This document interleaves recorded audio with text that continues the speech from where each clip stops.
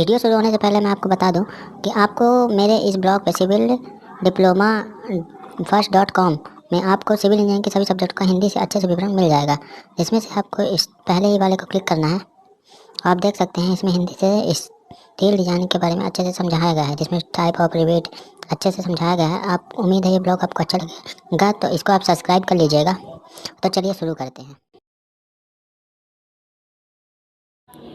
चलिए प्रश्न को शुरू करते हैं। तो हम देखते हैं कि दो समान एंगल सेक्शन जिसकी लंबाई 80, चौड़ाई 80 और मोटाई 8 mm है, उसमें टेंशन बल 200 किलोन्यूटन का लगाया गया है। और प्रश्न क्या कहता है कि एंगल सेक्शन को बिल्डिंग की मदद से गैजेट प्लेट के साथ जोड़ा गया है। अब गैजेट प्लेट क्या होती है, तो हम आपको बताते हैं कि गैजेट प्लेट एक प्रकार की प्लेट होती है जिसमें सेक्शन मान लीजिए आई है, तो उसमें गैजेट प्लेट लगा के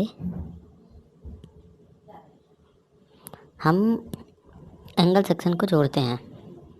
अब उसके बाद क्वेश्चन क्या कहता है कि बिल्डिंग का जो आकार है वो 6 mm है और कार्यकारी प्रतिबल इसमें 100 न्यूटन का लग रहा है। तो हमें बिल्डिंग की लंबाई ज्ञात करनी है। तो चलिए शुरू करते हैं।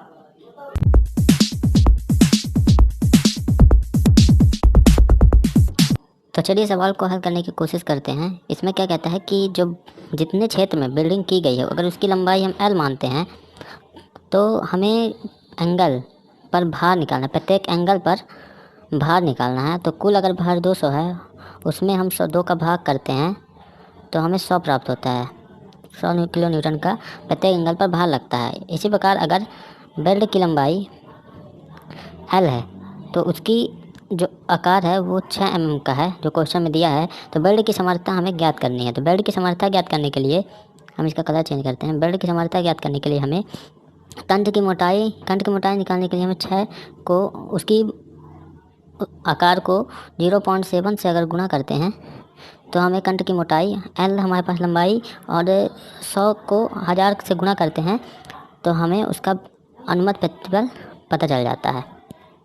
इस प्रकार बेल्ट की समर्थता 420 L मिलता है। अब हम क्या करते हैं, अगर 420 L जो समर्थता है उसको उस पर कार्यकारी प्रतिबल के अगर बराबर मान लेते हैं तो हमें L का मान प्राप्त हो जाता है। L का मान प्राप्त होने के बाद हमें A और B का मान प्राप्त करना होता है। अलग अलग के लिए हमें लंबाई प्राप्त करने के लिए हम क्या करते हैं कि उसमें एक एंगल की लंबाई को अगर घटा दें L से, तो हमें और 2 का भाग कर दें तो हमें A और B दोनों के मान प्राप्त हो जाते हैं। तो उम्मीद है वीडियो आपको अच्छा लगा होगा। तो चैनल को लाइक कीजिए, सब्सक्राइब कीजिए।